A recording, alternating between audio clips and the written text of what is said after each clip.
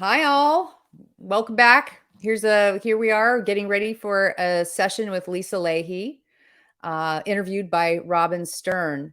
I just want to let you know that let me pose it to you as a question because I know this has happened to me. I'm sure it's happened to you. Have you ever had the intention to change something or start a new behavior? And today is day one, and I am so excited and I'm all prepared and I've done all the things. And by day two, it's all unraveled. Well, that's what Lisa Lahey's been studying and helping people unpack and learn how to overcome that. And she's the author of a very great body of work, piece of book called The Immunity to Change. And Robin will actually introduce her here in a second. She couldn't be available live today. So that's why we're going to watch a video that they recorded last week where Robin has a chance to be in conversation with Lisa about this, about our resistance to change and what we can do to really embrace it instead. So please join me in watching this lovely interview, and I'll see you after.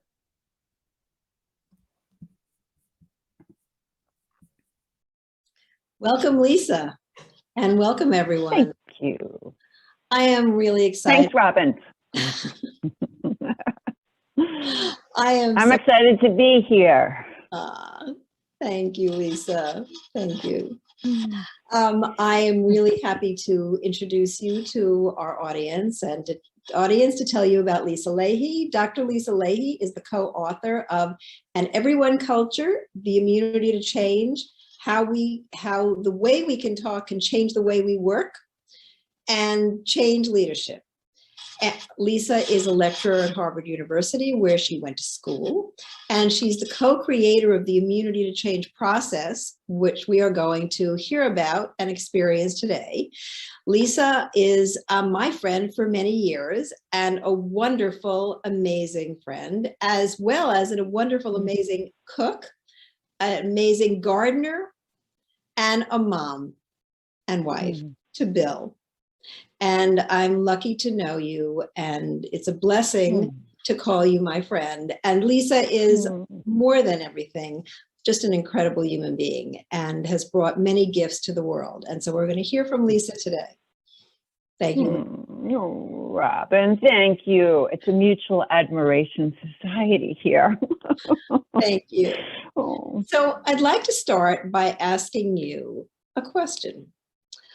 You created the Immunity to Change process, the 4-column exercise that we'll experience today, many decades ago.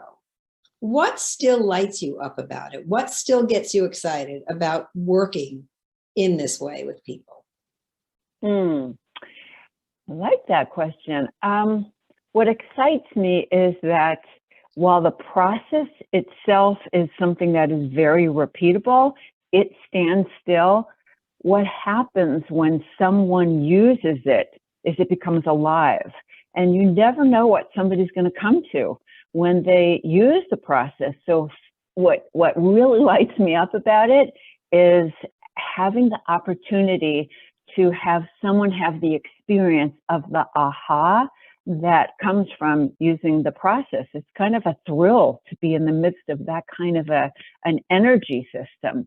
And I really value so much, not just the aha, but this emergent sense that somebody can walk away with, which is that they have in their hands the beginning of some way they can see forward around something that has been really difficult for them to know how to get their arms around, and that there's some beginning freedom that happens when we start freeing ourselves from some of our kind of default patterns. So you believe in people? I believe in people, and I believe in development. Yes. Yeah. How wonderful. Yeah. My next question, before I ask you to tell us all about the Immunity to Change and about the process that we're going to go through today, is to ask you, as an emotion scientist, and my work at Yale is about emotions, as you know, where is the place of emotions, or what is the place of emotions in the Immunity to Change? I would say that actually every single one of the steps of the invitations in the 4-column process is an opportunity for someone to be connected with their emotions. And it can start with, in the first column, asking someone to identify an improvement goal that they have for themselves. And for many people, there's a kind of like a little, I'm not sure how to say it because I don't want to overgeneralize, but people can feel all kinds of senses of possibility. Like, you know, when the new year happens, when people feel like, oh, I'm going to get to freshen up here. What would I really like to work on? And some excitement that can come with that. In column 2, where we ask people to take an honest self-inventory about the ways they get in their way, I will definitely say that people have one of two kinds of feelings tend to come up there, one of which is just a real disappointment in oneself and a discouragement, like, oh my gosh, I recognize those behaviors. I've tried to change them. Why can't I change them? And so that disappointment can also fuel a sense of like, why bother? And for other people, there's more of a feeling of, oh, I see these things I do that work against myself, and I feel like I'm empowered to maybe do something different about it. So it's interesting because I really do ask that specific question of people in column 2, like, what feelings are coming up for you now that you've done this? But the third column is really one of the very richest places for emotions to come up, because basically the invitation in column 3 is for you to think about or to access. It's not thinking, is to really access the image of you as the person you know yourself to be, who is acting in ways that you are not currently acting, and what kind of worries and fears come up for you. So it's a pretty deliberate opportunity for somebody to touch into the more of like those sets of feelings, the worries and fears. And the basic idea in column 3 is that we are very clever as human beings, keeping those worries and fears hidden from ourselves, because who wants to go through the day worrying and carrying all that stuff, but it is going on underground constantly. So in a way, it's like, yes, let's access those feelings, but let's also recognize that often those are hidden from us, and that we are just valiantly carrying on through the rest of the day as best as we can. And then the column 4 is also a place where emotions come up, because that's often the belief system that is, in a way, the entry point, the cognitive entry point for what's the source of why you worry the way that you do? What's the belief system that has you saying, if I, for example, if I tell people what I really think, I will hurt the relationship, or if I make one mistake, I'll be seen as inadequate. Like, what are the beliefs that, anyway, I think I answered that. Well, I'm so excited to see how excited you are about giving people that opportunity to find out something that they don't know about themselves that could make a real change in their lives. So tell us about it. Tell us about the immunity to change and the 4-column exercise. What does it look like? Yeah, so I gave a little bit of the preview of it by naming the columns. It's something that I can walk you through somebody's map, or if you want to give it a go, you could do it yourself. And then in the process, we could be asking people if they want to be trying it on as well. Do you have a thought about that? Yeah. I mean, sure. I'll give it a go. I trust you. And I trust myself. I trust myself and I trust you. So I'll give it a go. Okay.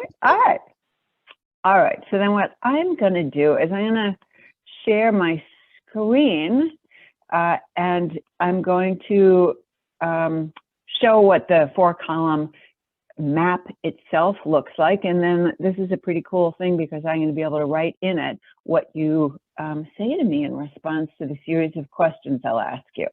And so are you encouraging our viewers to also follow along and create their own I think map? that would be great. That would be great. Yeah, yeah. I think that would be And great. to also know that I will be asking you a set of questions which will apply no matter whether to anybody listening, but I will ask you follow-up questions that might help illuminate things for you. So if you as a listener don't feel like you're having the same aha sort of an experience, it's worth slowing it down and maybe walking through with someone else, or making use of the Immunity to Change book so you can see a slowed down example unfold in the book. But yeah, I mean, it's great. Let's give it a go. Great. Ready? All right. What do I do? What do you do? So it starts with the question of, what is the one big thing that if you were to think about getting better at would lead you to be your next best version of yourself? One thing, something that would help me be my next best version of my best self. Yes. Is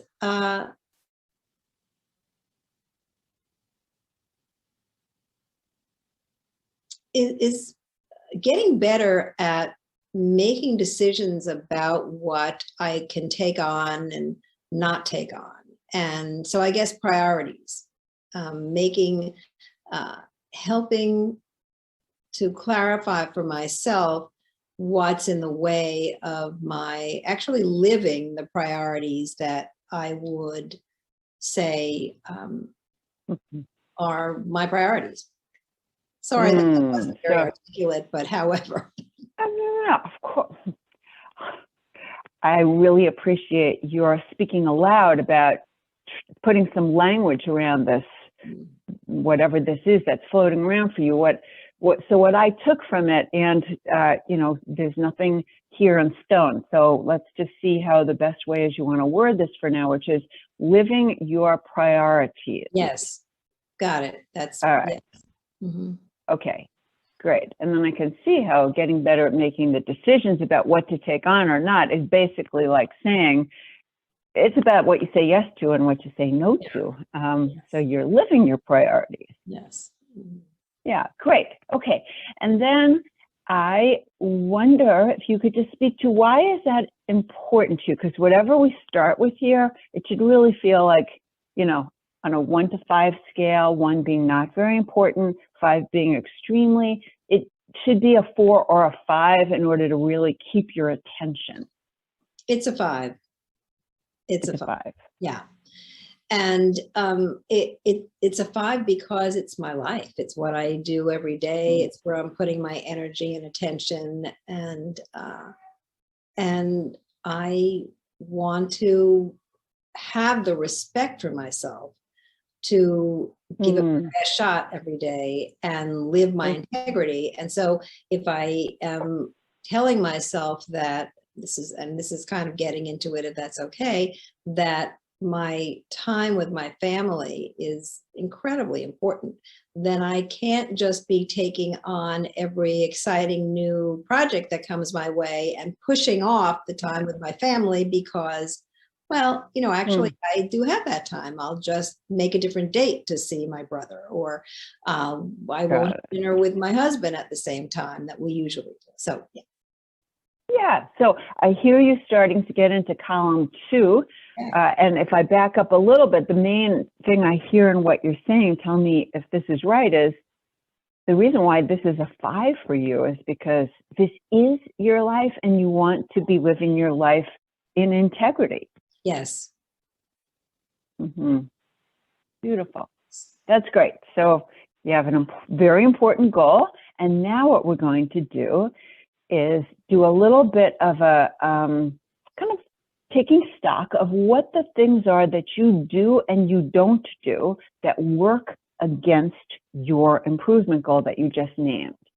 So I will say, I'm sure there are things you're doing to help you be living your priorities, and that's wonderful, but we're going to set those aside for now, because for the purposes of this exercise, it turns out the things you do that work against your goal are where the rich potential is for illuminating what's going on for you. So over to you. I heard you say some things already, but I'll give you a chance to say them again. So, okay, so are you saying that I should go on about like living my integrity? No, thank you for that question. It's more of the stuff like, oh, I forgot what the word was you used, but it was like, oh, I think I can always reschedule that time with my brother, or I push back my time with my husband. So it's things you do that are really counter to you living your priorities. They're actual actions you take or don't take. I say yes to projects that I really want to do without regard to when I'm actually going to do them. And so I'm not great at keeping track somewhere where I can go back to all the time before I say yes to something to see what I've already said yes to that might interfere with it. And I think I'm talking really specifically about protecting the time that I have decided is my time where I'm not working, where I'm devoting myself to family. So I'm thinking more about the weekends. You know, I work really hard during the weekend. That's cool. And at the same time, I have the evenings when I'm with my husband. So it's really about the evenings and the weekends. Got it. Okay, let me just add that to your goal, because you got a next level of specific there, which is especially kind of during the weekday evenings and weekends. When you're saying, I'm taking from what you're saying, those are the times you have in your mind said yes to being with your husband. Yes. Okay. So what do you do and not do then that works against your being able to keep those times free in the evenings and the weekends to be with your husband? So I don't say things like, I would really love to get involved. However, I'm not available Saturday. Or I would love to do that, but I'm really, my time is accounted for between now and November X, or so I don't do that. Got it.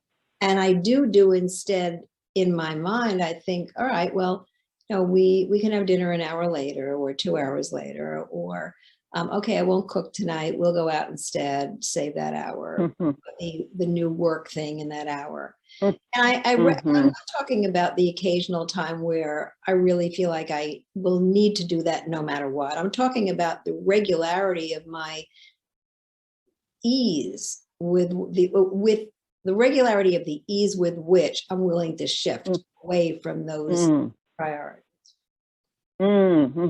So since I want to keep it in a behavior, I'm using the word shift because I can hear that's you changed what your plan was. Right. Yes. Yes. Okay. Change my plans, and these are like as I'm putting 2 and 2 together, they're like your evening plans. So it's like, when's dinner going to happen? Yeah. Right. Yeah. Okay. So my plans with my husband, e.g. dinner. Okay. Great. Anything else when you think about what you do or don't do that works against you living your priorities?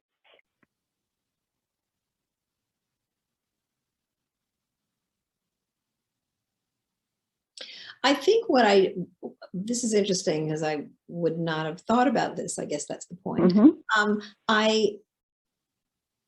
I don't bring these decisions into a the pause I build for myself at the beginning of every day. So I start the day by pausing, and I usually am in some kind of preparing to go to get to work.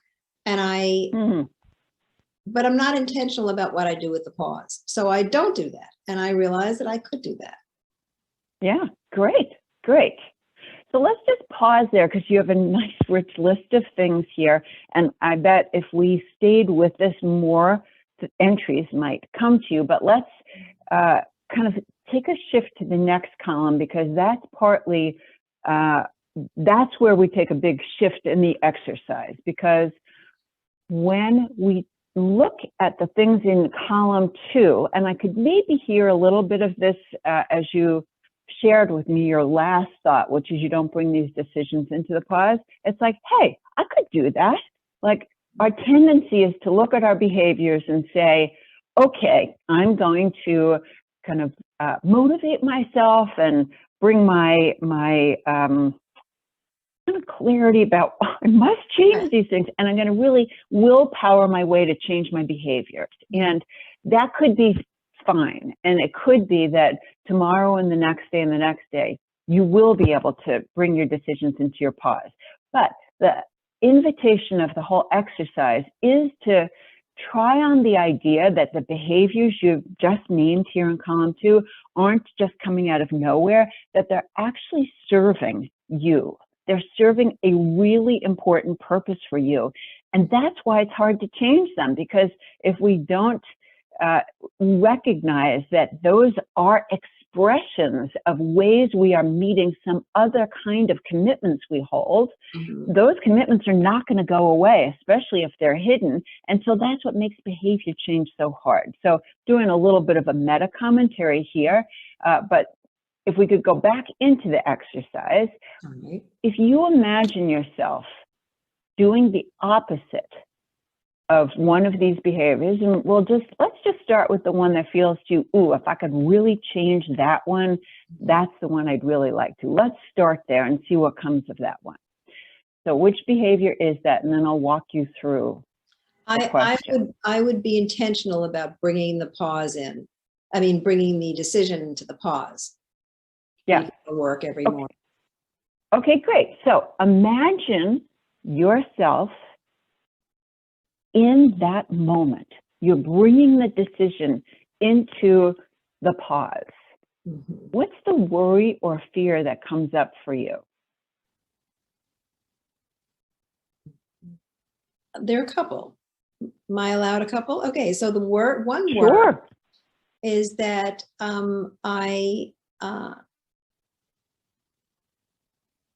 I will not be able to work on something that feels like such a good fit, or something that, to use an expression that I asked you about before, lights me up. Okay? I'm afraid that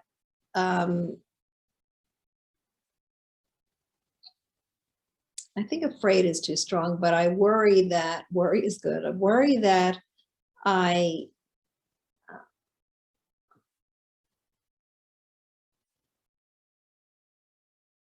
that I'm not making the right decision. That maybe I'm missing that this is one of those times that I really should. Like, how do I know? I mean, maybe that's not so right on, because I usually do know. You know, if it feels super important, then I will just say, okay, I'm doing it. But maybe Go ahead. I interrupted you. Go ahead. Maybe I'm not as committed to getting deeper into my work as I like to think I am. So the worry is, if you were to bring the decision into your pause, that I'll find I'll find that I would have to say no, and that would then mean that I'm not as committed as I want to think I am professionally. Mm-hmm. So it sounds like you might be assuming, tell me if this is true, that to say no expresses a lack of commitment. It could be seen that way by me. I mean, it also could be seen that way by other people. It could be. You know, I think very often about that the quote from, I think it was Batman Begins or something, like you are what you do, not what you say or something. And so if I am a committed professional or I'm committed to a particular project, then why wouldn't I be willing to move everything to make it happen? Okay, so in some way, the worry is saying no, for shorthand, like reflects badly on your level of commitment. Yeah, I mean, but not just to the outside world, to me too. I mean, then why would the result of that be that I would then need to question my commitment? Like, yeah, got it. That makes sense. Yeah. So let's do the shifting, the behavior where you shift away, change plans with your husband. Imagine yourself in the moment. It's, I don't know what time it would be. It's 6 o'clock. It's 6. I don't know. You choose the time, and you are facing that decision to shift away or not, and you are not shifting. What's the worry or fear that comes up? So I'm not shifting away from my dinner time, my 7 o'clock dinner. Correct. You're doing the opposite of column 2. You're not shifting away. You are not changing your plans. You're holding steady. Okay. This is when we said we were going to have dinner tonight. Yeah.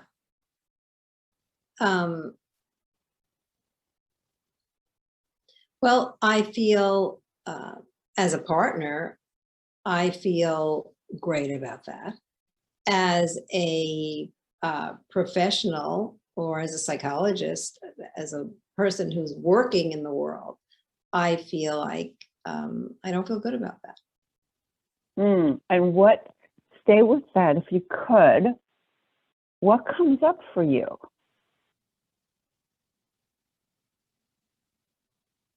It's that commitment thing again. It's that feeling of if I were really committed, I move everything. I mean, and I think, and even as I say it, I'm thinking that makes no sense. You know, it doesn't make any sense. And I do feel, speak about emotions, I do feel sad about the struggle that I put myself in that probably isn't necessary, but seems very necessary. And so I'd like to not do it.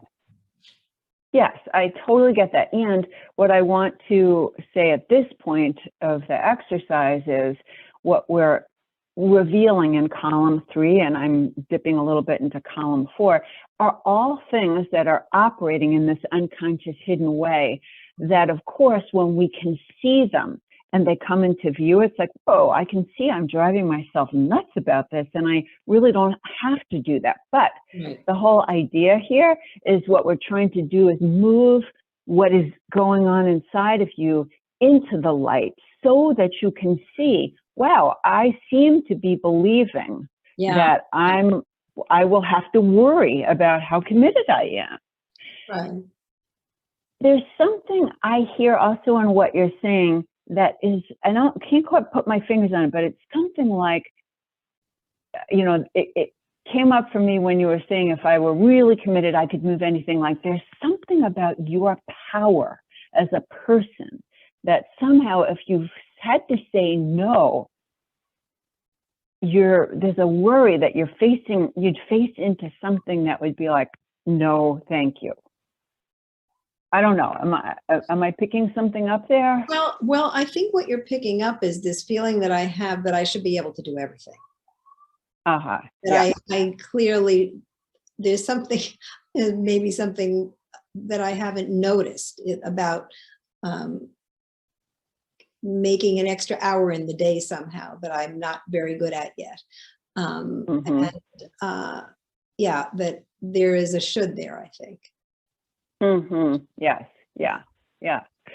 So thank you for that. And I've captured that in an assumption column here, just as you've been talking, because it seems like there are some beliefs you hold that are going to be, as we look at the whole map, responsible for why you do have these commitments in column 3 to keep yourself from having to think about or face into or feel that maybe you're not as committed as you want to believe you are, that kind of thing.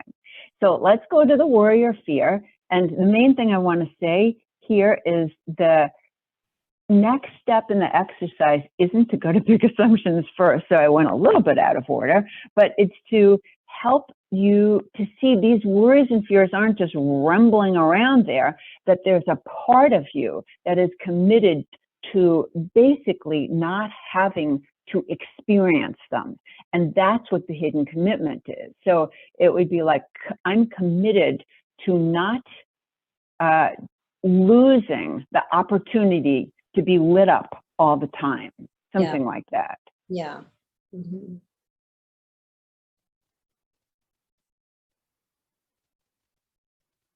now I'm going to just take each one of the worries. I worry that I'm not making so I'm committed to not making a wrong decision. And I'd have to say no, and that would mean I'm not. So to not facing or to not looking at whether I'm as committed as I want to think I am.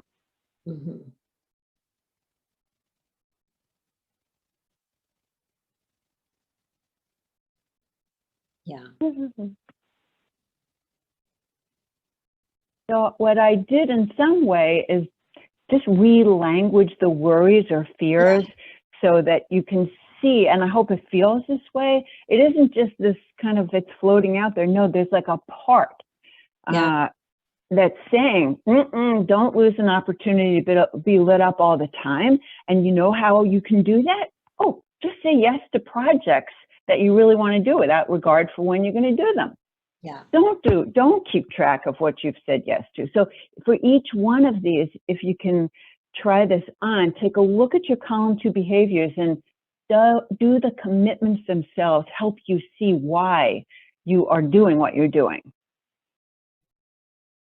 Yeah, I mean, the thing that really speaks to me, or the one that really speaks to me, and I also, I just want to be aware of our time so that we can really get through this in a way that feels complete. And this is really exciting, actually. So to not making a wrong decision, that really speaks to me because I'm an expert in self-awareness and emotional intelligence. And if I don't know myself well enough to know what the right decision is for me, then that's not a good thing. So I don't feel good about that. So that really speaks to me about love it, the hidden commitment there. So got it. I mean, I'm looking at this map, and this is really exciting, actually, because I get to see things that I wouldn't normally get to by myself. And even though I'm not proud of and don't feel great about that, that I'm kind of, I want to say, controlled by that commitment to not making a wrong decision. Right. I am excited to know that that's what's operating, because when we have an expression at our centers that when you can name it, you can tame it. So if I can name it, I can, right? And so in the interest of using this as a demonstration project as well, what happens when this is over? What happens with people's feelings? And what's your suggestion about how to process them? Yes. Thank you for that. And thank you for going through this, Robin. I know we've done maps over, the time of all these years we've known one another, and I'm always very grateful for the ways that you just grab hold of different things that feel resonant for you. And I've never heard you say this particular thing before. So thank you. I'm glad. Thank you. Got somewhere Can I take here. a picture of my map now, or am I going to get Sure. a picture? Yeah, or I can send you a copy of this. So we would keep going in the exercise in some way where we would take the column 3 commitments and try to really understand what are some of the assumptions behind them. But I think we did just spontaneously, you identified 2 assumptions that are behind to not making a wrong decision. So I'm going to focus on those to answer your question about what's next. So one of the things you said is, and tell me if this wording is accurately captures it, because I was trying to remember it as you were talking. It's if I make a wrong decision, that means I don't know my own emotions, which is a problem given my expertise. Well, I wouldn't go that far. Okay. Okay. So how would you say it? I would say that maybe I'm not as clear in that moment as I like to think of them in all moments. Or maybe there are things operating really out of my awareness, or I guess it's just hard for me to say, yes, I don't know my emotions. So no, I can't go. Okay, that's too sweeping. So that means that I don't know my own emotions, maybe in that moment. In that moment. I'm taking a picture of my map. Thank you. All right. Okay. Yeah. Yeah.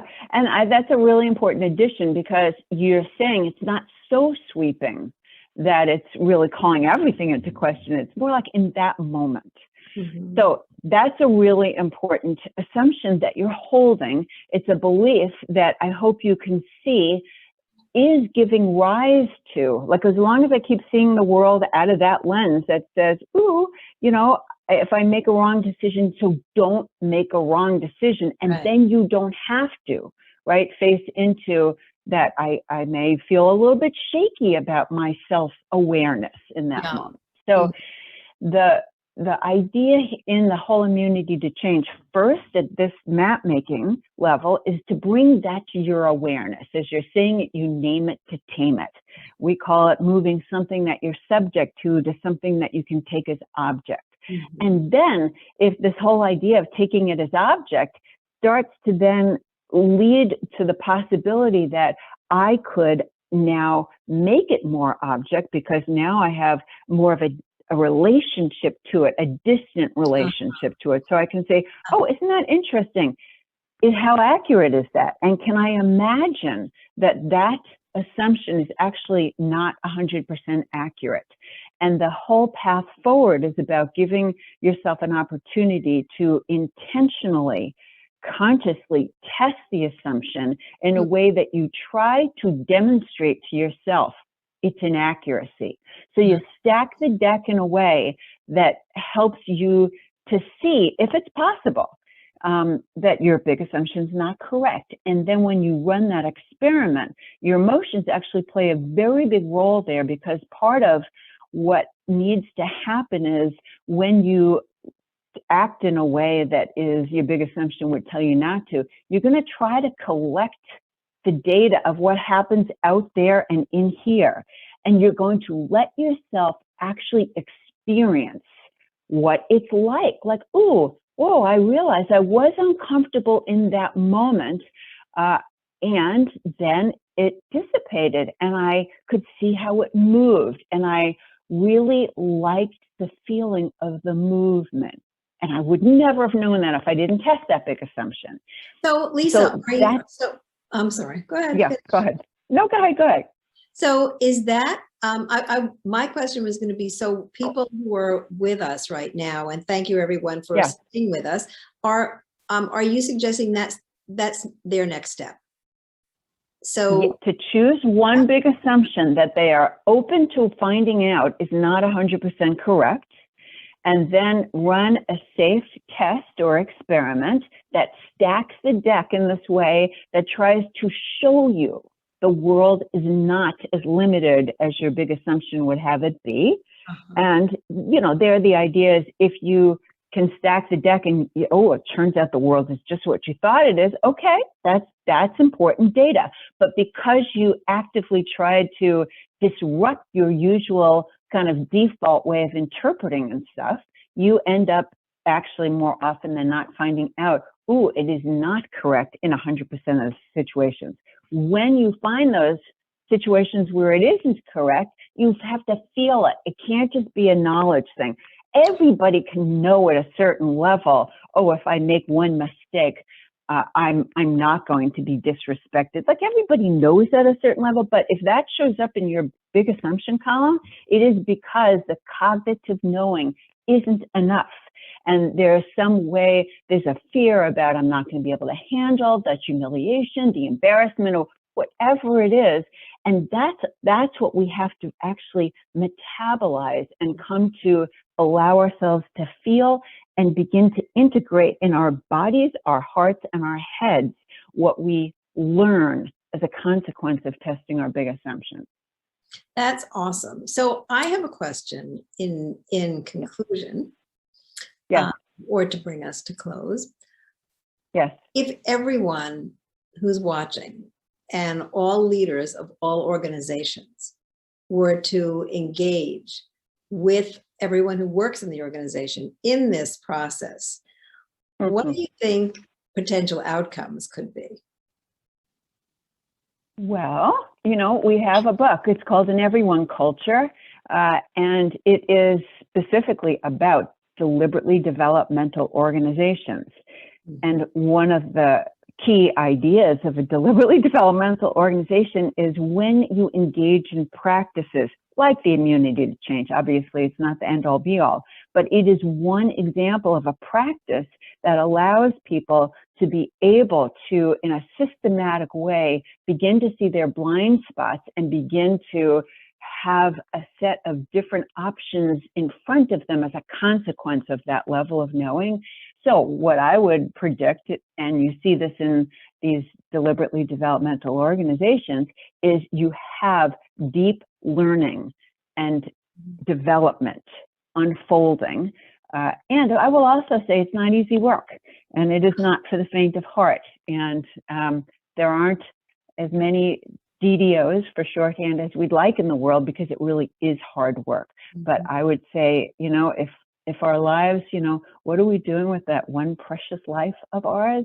You know, to be able to live into our vibrancy and to allow ourselves to continue to unfold on an ongoing basis and in the company of one another to support each other, to me, that's a beautiful life.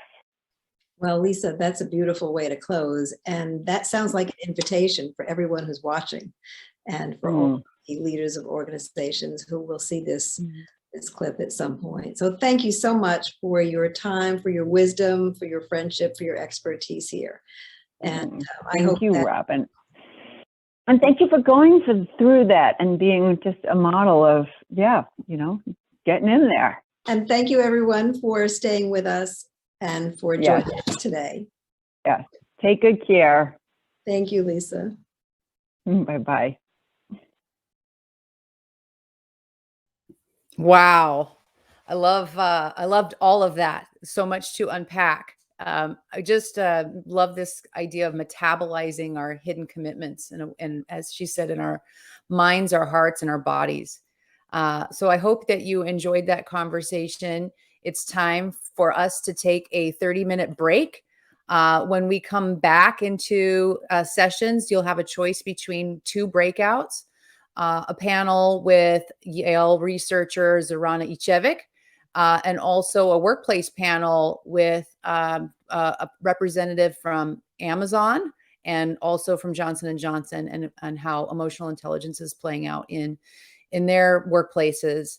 Both are promised to be very interesting conversations. So I hope you'll be back to join us for one of those. And thanks for staying tuned, and we'll see you in 30 minutes. Take care.